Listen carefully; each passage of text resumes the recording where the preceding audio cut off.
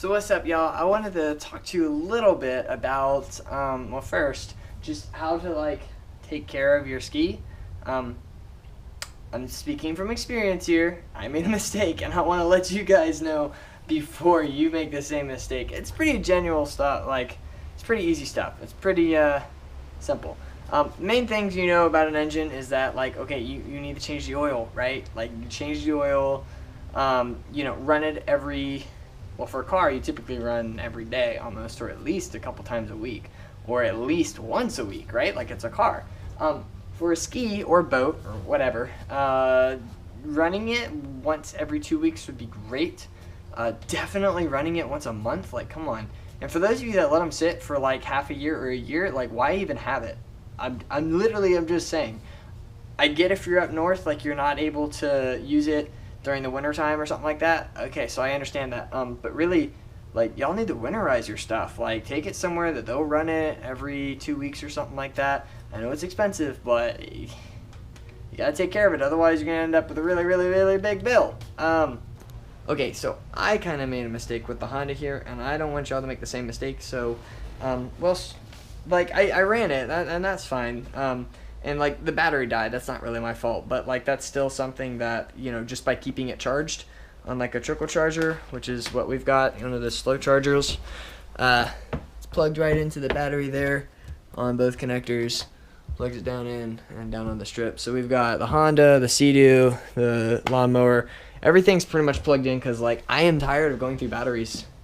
This past November, I replaced Honda, the lawnmower, the boat, 2 cars, 5 batteries in a month, which was really expensive, by the way, really expensive. So I'm tired of going through batteries, so make sure you keep them charged. Another thing, like I said, just like changing the oil. So I kind of forgot to do that on the Honda here. Let me just show you the total price real quick. Okay, there you go. There you go. Okay, so like that was a one-time thing. That's definitely not going to happen again. I just forgot to change the oil, which means that it went, I think it was around 85 hours, and the oil wasn't changed. And you're really supposed to change these things typically every 40 hours would be great. 50 hours definitely would be pushing it. I was way over. I mean, the oil was like black. It was bad. So I had to change that out. I had to change out the oil filter. And then whenever they flushed it through, the oil was still like there was remnants of the old one, so we had to change it twice. So that really made it kind of expensive. Just changing your spark plugs every once in a while. Now, the thing about this Aquatrex, which this is a 2005 Honda Aquatrex, is that the spark plugs are kind of expensive. And let me actually see. Spark plugs right there, $52, and this is with a discount. So typically, there's 4 spark plugs. Generally, like when I looked online, spark plugs were $25 themselves for one spark plug. So there's $100. They were able to get them because they had a surplus. This mechanic shop that I took the Honda to, so they cut me 50%, which was really good. So basically, I only paid for 2 plugs. Other than that, I changed out the battery, oil, just like general stuff that you guys can do to take care of your stuff. Okay, clean it. Number 1. All right, so whenever you take it out, first off, just spray it down, right? Like this is an 05, and it still looks really, really good. So just spray it down. Number 2, if you're in salt water, first off, don't put it in salt water. It's so bad for skis. If you're in salt water, though, every ski, whether it's a Sea-Doo, whether it's a Yamaha, whether it's a Honda, whether it's whatever it is, will always have a way to flush out the back. This one, there's a flush right there. You take a hose and you plug it in. The Sea-Doo, there's a flush in the back. You screw a hose in, and then you will turn on the ski itself. You guys have seen me do it in another video. You just basically run it for like 2 minutes or so. So just like turn it on, have the water circulating through, and it just kind of helps flush out the internals and all of the coolant lines and all that kind of stuff that water does flow through. Any salt that's corroding in there, it'll kind of help flush it out with fresh water. Gotta do that. You like have to do that if you take it in salt water every time, okay?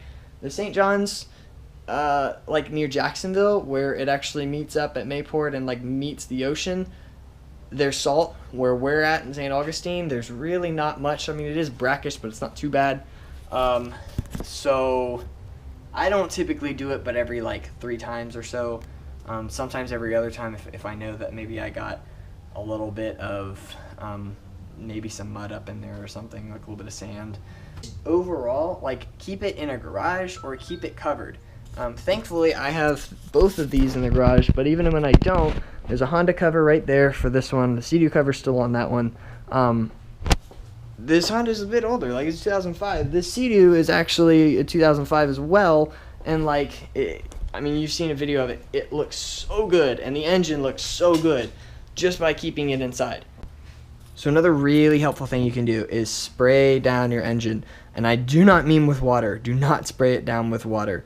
But there is a silicone-based stuff that you just like, it foams up. You spray everywhere. I mean, absolutely everything. You just spray it all down and let it sit, and it'll just foam up, and it'll do what it needs to do. You don't have to rinse it off. You don't have to wipe it down.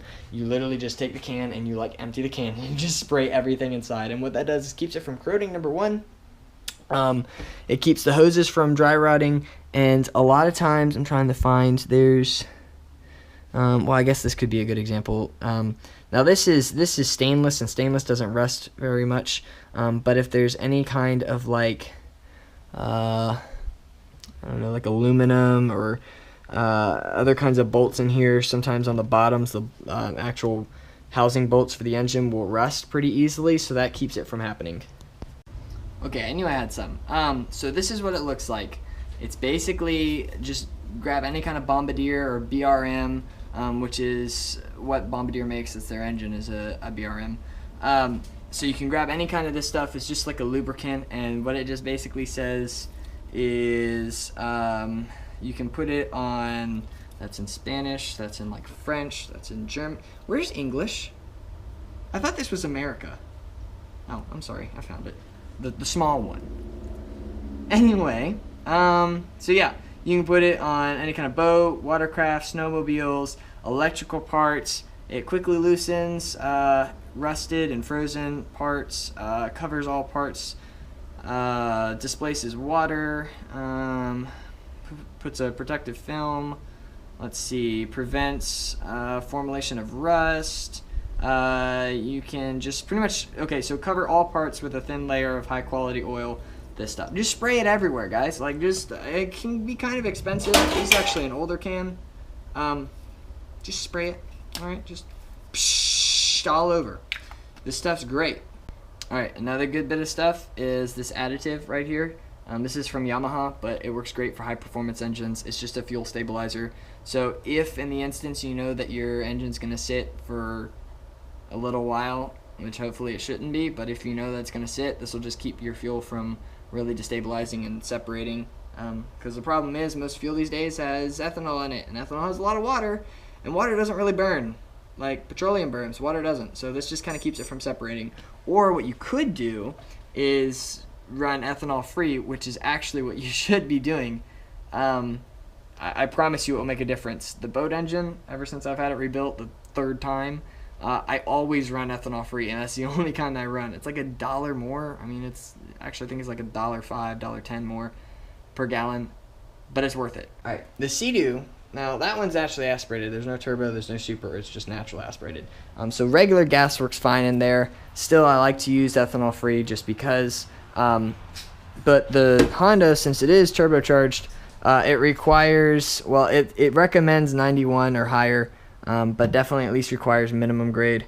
So a little bit more, but the problem is you do not want that turbo to lock up, and if you don't have a gas that's burning hot enough and bright enough, then it could cause the turbo to either seize, or it could cause it to spin backwards because of lag and back pressure, and so then your turbo is spinning backwards and all your exhaust is going back in your engine, and like the whole thing blows up. It's really bad. Just the price to pay for a turbo. I still love it because it's so much faster, but just be aware, like, you're going to have to use premium. My car's a turbo. I have to use premium on there. That one's naturally aspirated. We don't have to worry about it. Just take care of your stuff. Okay, so I hope you guys kind of enjoyed this. We're going to go and actually check out the river, just because I mean, looking at these things so much really makes me want to go out. I can't go out right now, Really wish I could, but I can't. So we'll at least go look at it and, you know, enjoy the sights. Yet another day. It's beautiful. God created it, and we're gonna go take a look at it because it's like, seriously, it's gorgeous.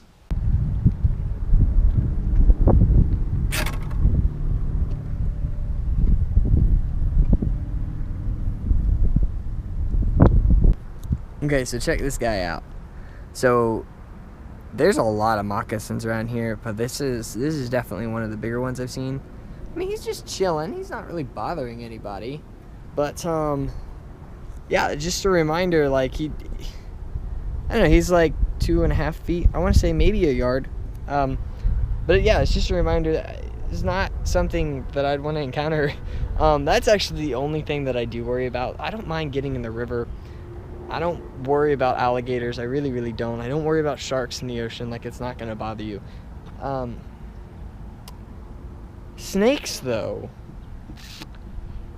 I mean, they can bite you. I don't want to be bit by a snake. So yeah, we do have a lot of those around here.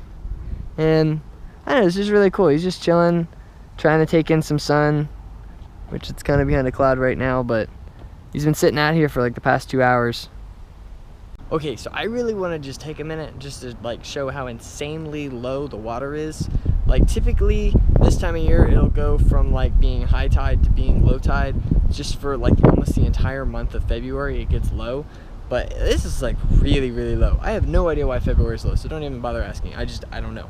But like, this is bad. Like, okay, the water is normally, like, first off, it's down there. It's normally up to where okay, so there's the line where the ramp really starts to go lower. So it's typically right about like here. That's a long way, okay? Like, you can see where the grass over there is kind of cut back by where the water line would be. That's like a long way. And even here, it'll come up to right about where this sand is. You can see how the water line would just kind of flow like that. So it's been like this for a little while now. This week specifically has been really low, but this is like bad. I mean, come on, look at this. What the heck?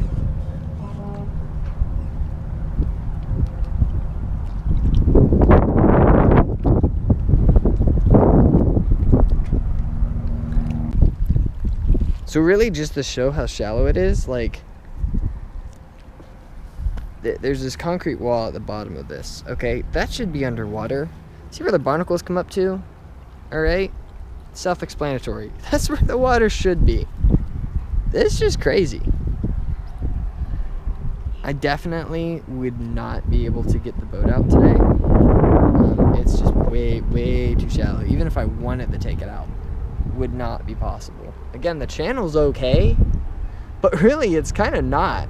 Like, I mean, I can see the bottom right there, and that's essentially where the boat would be going. So, oh, my neighbor's finally rebuilding his dock, by the way. Everyone else has redone theirs.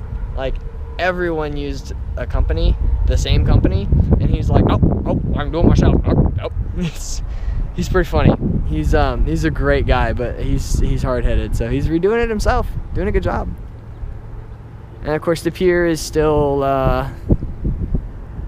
well, I mean, the pier is what it is. It's not going to be fixed. Alright, y'all, so I hope you enjoyed that. I hope it was helpful for some of you that own like a PWC or any kind of watercraft, or maybe any kind of engine, really, that you're not using very often. Again, PWCs are high-performance engines, so like, there's a little bit more work to take into them.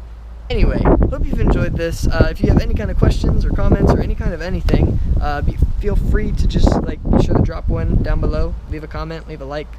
You can subscribe, that would be awesome. I do want to say also, thank you so much to everybody that has been supporting, because I reached 100 subscribers, which, like, to me is kind of a lot.